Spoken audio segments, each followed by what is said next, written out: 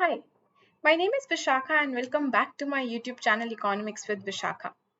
In today's YouTube video, we're going to be talking about the concept of marginal opportunity cost. आज के YouTube video में हम लोग marginal opportunity cost के concept के बारे में बात करेंगे.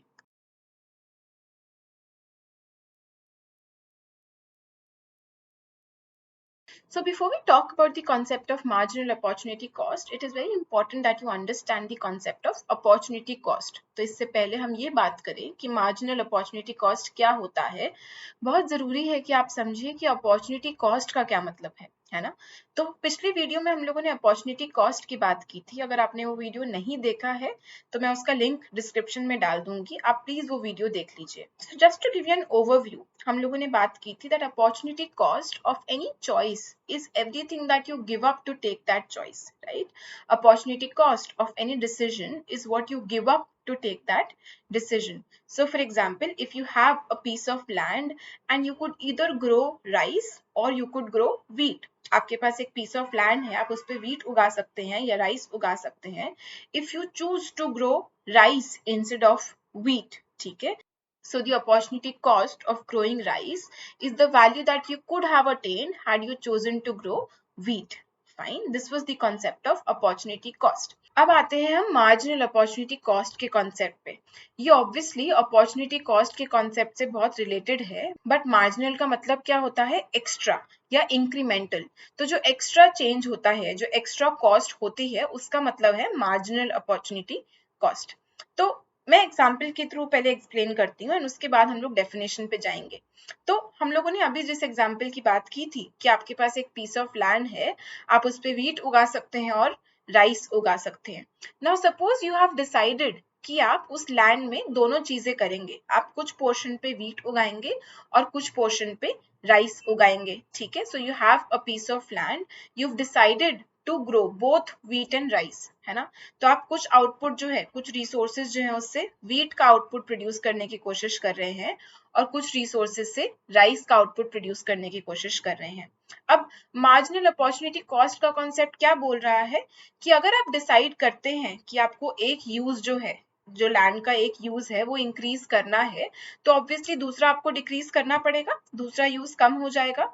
When that happens, okay, whenever you're trying to increase the use of resources for one particular output, there will be a loss in the output in the second use. ठीक है, so the marginal opportunity cost is nothing but the rate at which there will be a loss in output of one good to increase the output of another good. ठीक है, तो आपको कितना wheat जो है वो फॉरगो करना पड़ेगा या वो जाने देना पड़ेगा, कितना वीट का आउटपुट कम करना पड़ेगा या लूज करना पड़ेगा to make one extra unit of rice, to grow one extra unit of rice, that is the marginal opportunity cost. Okay, so just to summarise everything that we talked about, अगर आपके पास कुछ resources हैं जो constant है and कुछ technology है जो constant है, ठीक है, if you decide to allocate more resources in से यूज टू, ठीक है, we have use 1 which is wheat and we have use 2 which is rice. If you allocate more resources in use 2, there will be a loss of output in use 1.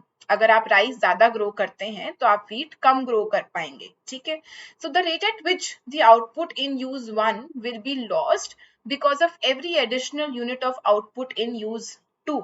तो किस rate पे हमें wheat forgo करना पड़ेगा to make more units of rice is the marginal opportunity cost. ठीक है, तो हम इसमें एक्स्ट्रा कितना गिव अप करना पड़ेगा, इंक्रीमेंटली कितना गिव अप करना पड़ेगा, उसकी बात कर रहे हैं. अब जब भी हम लोग मार्जिनल अपॉर्चुनिटी कॉस्ट के कॉन्सेप्ट के बारे में बात करते हैं, एक चीज हमें समझनी बहुत जरूरी है कि मार्जिनल अपॉर्चुनिटी कॉस्ट जो है वो बढ़ती रहती है. ठीक है, अगर आपने कुछ रिसोर्सेज जो है वो वीट से राइस में लगाए, ठीक है, तो राइस के जो आउटपुट है वो थोड़ा सा इंक्रीज हुआ, वीट का आउटपुट लूज हुआ. That was the marginal opportunity cost of producing rice was nothing but the output, the loss of output in wheat. Now this loss will increase with every extra unit of rice that you're trying to produce. Why does that happen? Because when you were producing a lot of units of one particular output, you had, so you were, because you were employing a lot of resources, you tend to specialize. ठीक है, अब जैसे जैसे आप resources shift कर रहे हो continuously एक यूज से दूसरे यूज पे, एक अपॉर्चुनिटी से दूसरे अपॉर्चुनिटी पे, जो पहले वाला यूज है उसकी जो प्रोडक्शन है वो डिस्टर्ब हो जाती है, जिसकी वजह से जो आपको इकोनॉमीज मिल रही थी इस प्रोडक्शन में वो you tend to lose it, ठीक है। एंड उसकी वजह से क्या होगा that you will have to shift more resources, you will have to shift more units of wheat to produce one extra unit of rice. Fine. जब हम लोग रिसोर्सेज का स्पेशलाइजेशन डिस्टर्ब कर देते हैं तो जो लॉस ऑफ आउटपुट है वो भी डिस्टर्ब हो जाता है, इसलिए वो इंक्रीज होने लगता है। Now to calculate the marginal opportunity cost of any decision, the formula is loss of output in use 1 divided by gain of output in use 2, ठीक है। So the marginal opportunity cost of producing more units of rice would be loss of output in wheat, तो आपको wheat के कितने units give up करने पड़ रहे हैं divided by कि राइस में कितना आउटपुट इंक्रीज हो रहा है तो उसमें कितना गेन हो रहा है। तो इससे क्या मिलेगा हमें कि पर यूनिट राइस हम लोग जो गेन करने की कोशिश कर रहे हैं, so per unit of rice that we able to grow, उसमें हमें कितना वीट जो है वो फॉरगो करना पड़ रहा है। This is the concept of marginal opportunity cost. Thank you for watching this video. Please like, subscribe and share my YouTube channel if you like my content. Thank you.